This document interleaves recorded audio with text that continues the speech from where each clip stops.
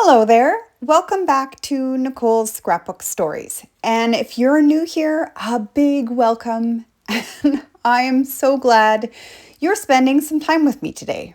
I'm working with the Autumn Toile, however people are saying it, DSP from Stampin' Up. I'm going to be honest with you, I was not planning on buying this at first. When I saw it online, it just didn't grab me. It kind of reminded me of wallpaper my parents had in their living room growing up.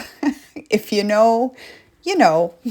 But once I had the catalog in my hands and I could see how beautiful it really is, I couldn't resist picking it up. It has a masculine feel, which works perfectly in my house.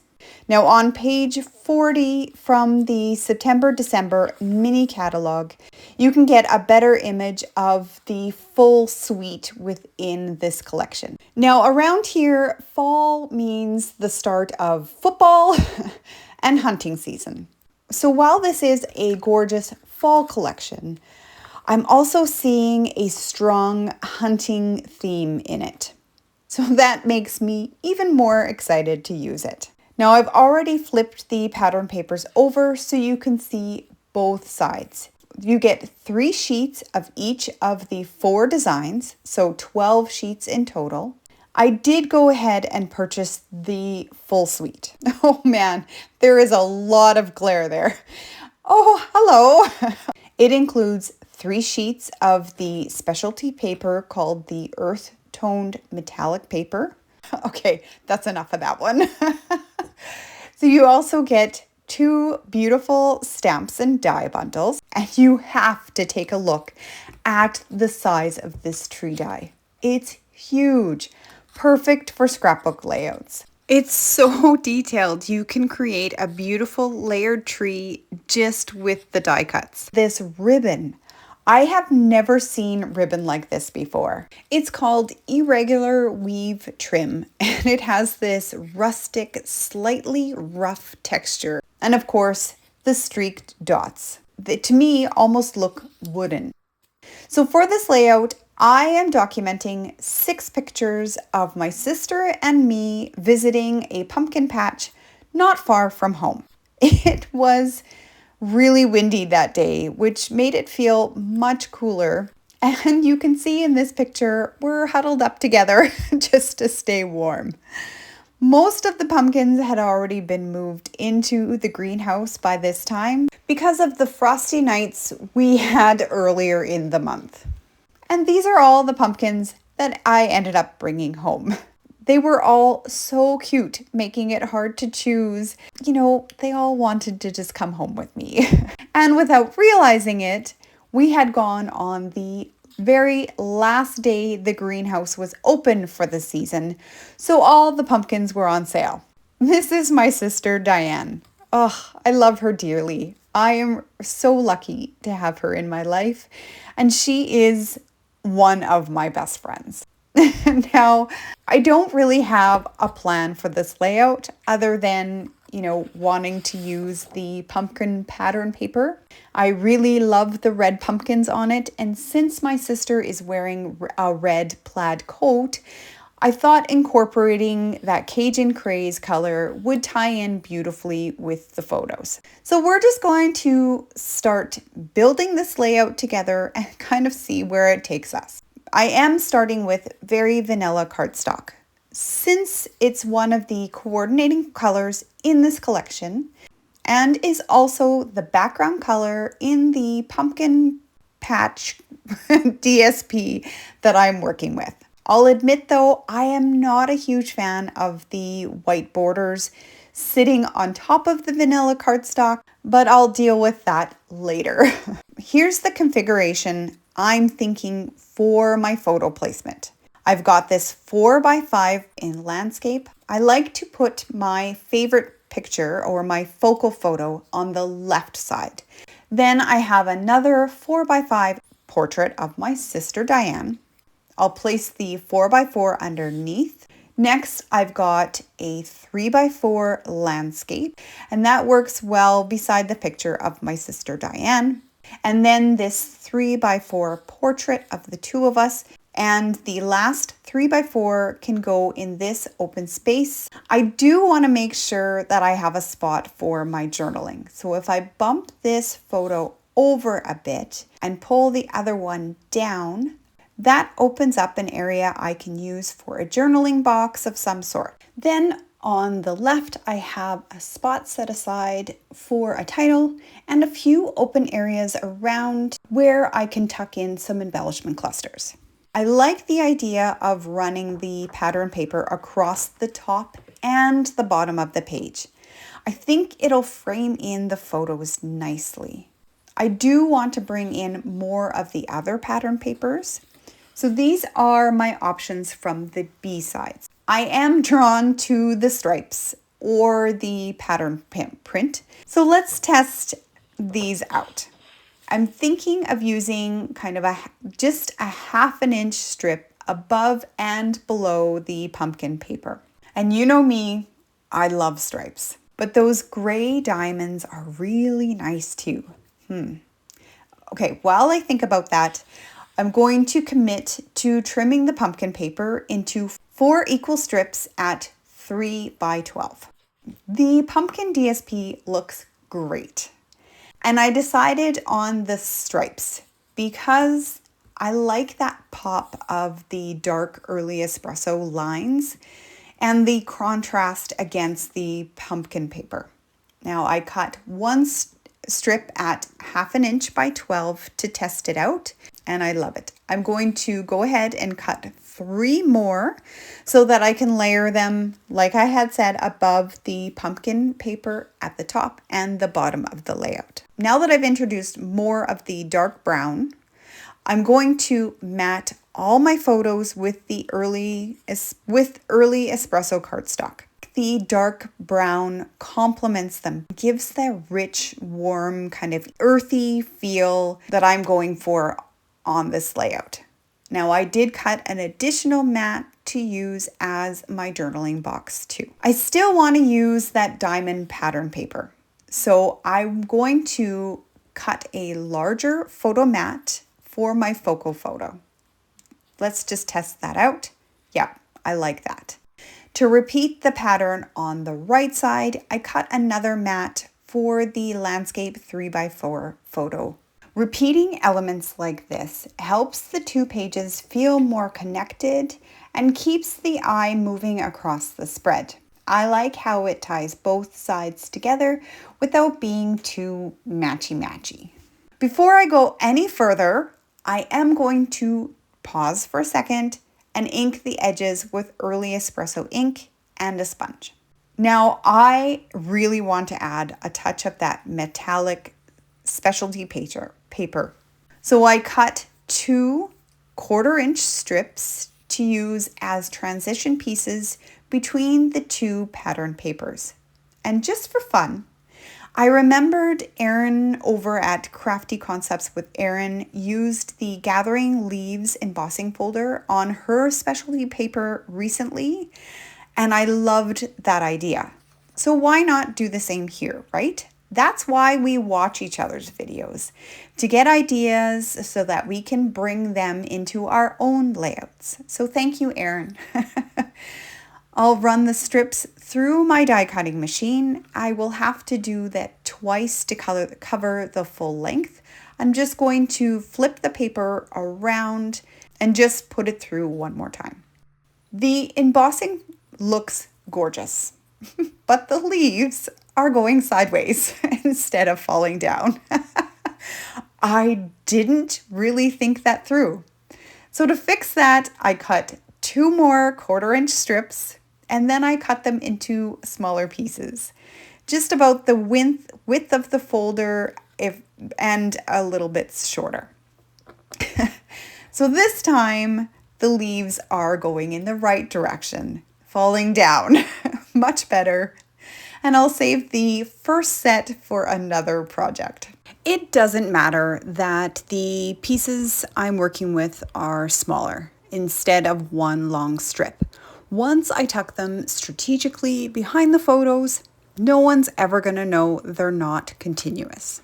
For my title, I'm using the Words of the Season dies. And while there is a coordinating stamp set, I only picked up the dies. They are great for title building. The scripty font includes words like happy, merry, wishes, Halloween, autumn, Christmas, greetings, New Year, and holidays. So you get a lot of words there. So these are perfect for mixing and matching. Now I'm leaning towards calling this layout a perfect autumn day. It ties in with the photos and the whole autumn vibe. I'm also using the Documenting the Days stamp set. This was a celebration freebie back in February that later popped up in the last chance section and sold out quickly. So if you had your eye on it, I hope you did have a chance to grab one. I'm picturing the title kind of here, maybe stamped day directly onto the layout with autumn overlapping it. The die set even has like this little banner element. So I could maybe stamp a perfect and die cut that out. Now the banner looks a bit too small. But then I remembered the one from the Fright Night dies is bigger. Let's test it. Yep, that works. Sweet. For the colors, I'm not sure yet. So we're gonna let that evolve. For my embellishments, starting with the Amber Autumn stamps, I've got the Trio of Pumpkins image ready to go on a block. Now I am going to stamp this on white cardstock to tie in with the white photo borders. And I've pulled out a lot of colors here. I have Darling Duckling, Pumpkin Pie, Pecan Pie, Early Espresso, Cajun Craze, Crumb Cake, and Mossy Meadow. And I'm using Early Espresso ink. Now, the real challenge is where am I going to put all these ink pads without having them topple over? Now, I did practice a few times off camera, and I should be able to fit 2 of these stamped images onto this scrap. Now I'm going to ink it up.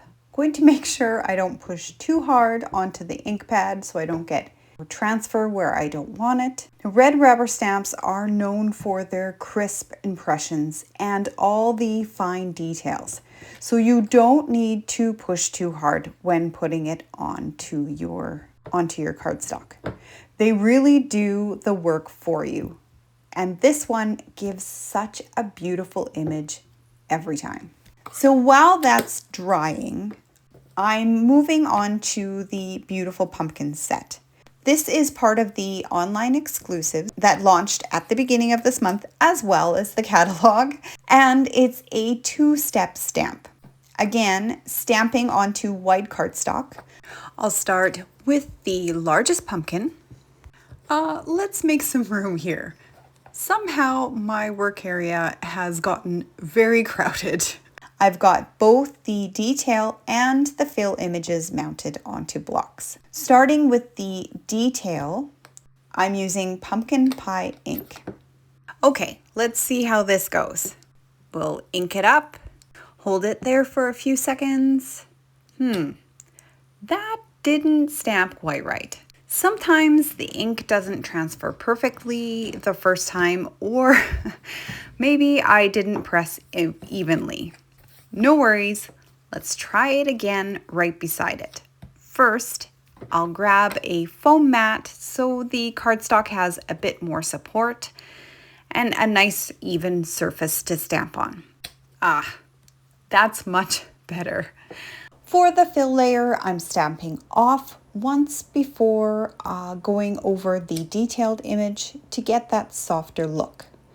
Going to line that up. I like to stand when I'm lining up my stamps like this. It gives me a better view of the image and more control over the placement, so I can make sure everything is perfectly positioned before I press down. There's a stamp you can use for the stem, then you can die cut it out, or you can go straight for the standalone stem die. Either way works. But for today, I'm stamping the larger stem in pecan pie ink, and then I'm going to die cut it out. The set also includes smaller stems for the little pumpkins. Once that's stamped, I'll run it through with the coordinating dies to cut them out. And I will go ahead off camera and stamp a few more pumpkins, both in the large and the small size, in some alternate colors. So now that the trio of pumpkins has had a chance to dry, I'm ready to color them. I'm using a blender pen with the inks I had listed off earlier. I'm starting with the lightest color, so the Darling Duckling for the corn. To load the pen, I just touch the tip directly onto the ink pad, and then I'm going to carefully color the corn. I begin at the base where the corn tucks under the pumpkin, and then I'll pull the color towards the tip without re-inking. That automatically creates a bit of a gradient, more, concentrated color at the base, and then softer towards the tip. So once I'm done, I will swipe the pen off on a scrap piece of paper until the tip runs clear, and then it's ready to go for the next color. Now, if you've never tried one before, it's a really handy tool. It looks like a regular marker, but the tip is filled with a clear solution, and it lets you pick up the color from the ink pads or any water-based markers and blend it onto your cardstock. So next, I'm going to use the pumpkin pie ink for the front pumpkin. I dip into the ink and begin in the shaded areas of the stamped image, along the bottom and just around the stem, because that's where I want the color to be richest. Then, without adding more ink, I'll use what's left on the tip to pull and blend the color into the lighter sections. It gives a soft kind of watercolor-like effect without actually using water. So your cardstock won't warp the way it might if you were using traditional watercoloring. Now it gives you that look of depth and shading without needing multiple marker colors. I did speed this up quite a bit, but I just wanted to give you kind of the idea of what I'm doing. What I love about the blender pen is how versatile it is. You can use it directly onto a stamped image, like I'm doing here, but you can also blend colors together, softening harsh ink lines, or even picking up a bit of color from a marker and sketch it out across an area. In this layout, it works really well because the finished look has the same soft shaded feel you see in the pattern paper. I'm going to keep working, coloring the other pumpkins using the same technique, but to keep this video from running too long, I'll finish the rest off camera. Now that I've got a nice variety of stamped images to work with, I also used some of the standalone dies from both sets to cut out a few leaves and grasses. Before I start creating my embellishment clusters, I want to get this title nailed down. My first instinct was to stamp the word day in Cajun Craze. I think it'll pull in more of that beautiful color and it'll really help the title stand out. So just for fun, I stamped it onto a scrap of very vanilla cardstock to test it out. And you know what? I really like it. I think I'm just going to cut out the letters and attach them directly onto the layout. That way I don't have to waste this and I avoid stamping straight onto my layout. Less risk of messing up. So since I've already introduced crumb cake into the page, that was one of the colors I colored the pumpkins, I thought it would work nicely for the banner element in the title. I stamped a perfect in early espresso onto the lighter side of the two-tone crumb cake cardstock. That's hard to say. Then I ran it through my machine with the banner die. The banner was just a smidge too short, or not quite tall enough, or maybe it was my placement. Part of the F got chopped off.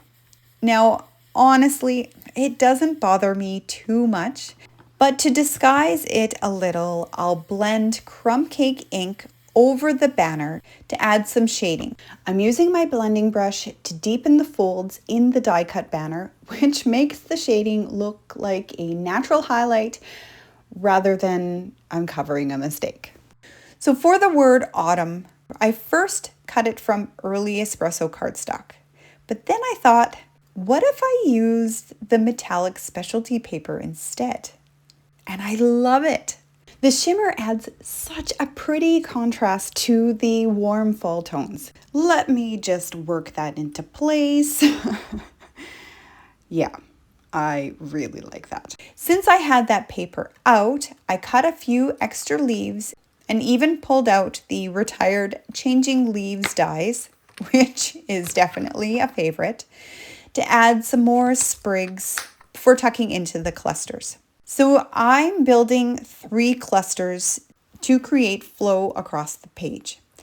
The largest will sit under the title, starting with the pumpkin trio I colored earlier. Then another cluster will go above the selfie of my sister and I.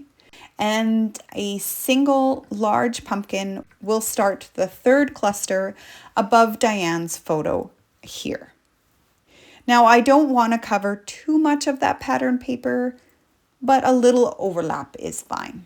When I'm making my clusters, I start with the larger pieces, then I layer in medium elements like the leaves or the smaller pumpkins, and finish with the little details like the sprigs, those little grasses, or the vines with the leaves on them. To keep everything balanced, I vary the sizes of the clusters. I like to have a larger one, a medium, and a small. I also like to create depth within my clusters by tucking some of the pieces behind the photos and some in front.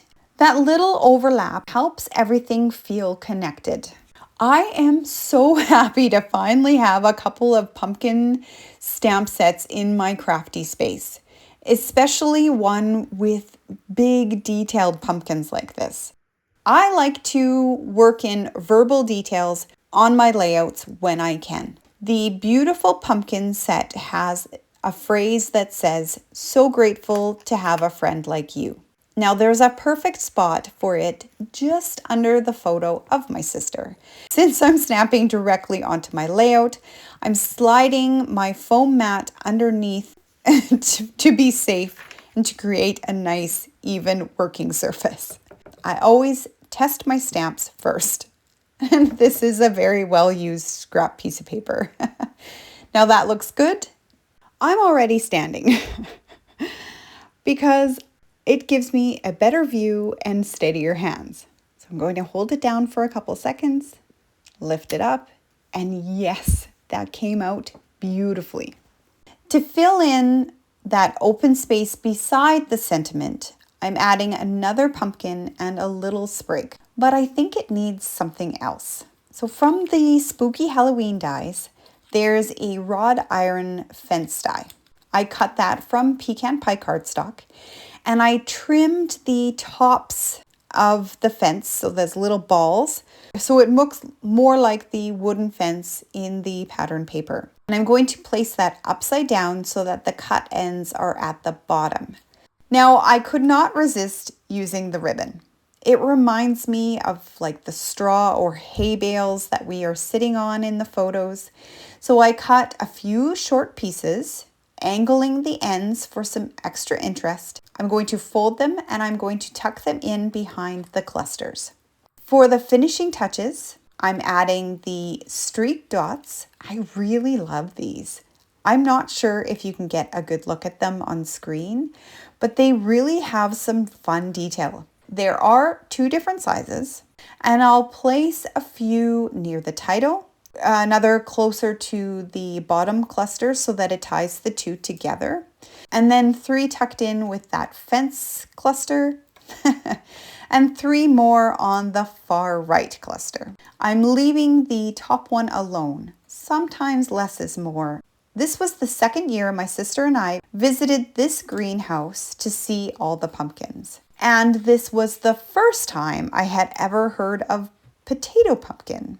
They grow more kind of upright than your traditional pumpkin, and they are white in color. Now I roasted mine in the air fryer like you would a potato with, a bit of salt. And it did taste just like a French fry. For my journaling, I set a 3x4 text box in Word. I typed my story about the pumpkin patch visit, including the potato pumpkin, and all the other details I wanted to remember. And then I printed it onto white cardstock using the hex code for the early espresso color. And then I placed that in the spot I had set aside, making sure it had fit nicely within the mat I had already attached to the layout. Remember how I said sometimes less is more? Well, I was still feeling that way about the cluster above my sister's photo. So I swapped out one of the small pumpkins for a little tag instead. I stamped "You Had Me at Pumpkin" on it from the More Than Autumn stamp set, and I inked the edges with Early Espresso to match the rest of the layout. The same color, just different shape, and it really makes that cluster pop. Plus, I love that I could sneak in another fun little sentiment. This one's pretty punny. And that's my finished double page layout.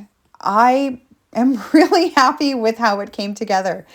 Thank you so much for hanging out with me today while I created this. If you enjoyed this process, don't forget to give it a thumbs up and subscribe so you catch more future layouts. I'd also love to hear from you.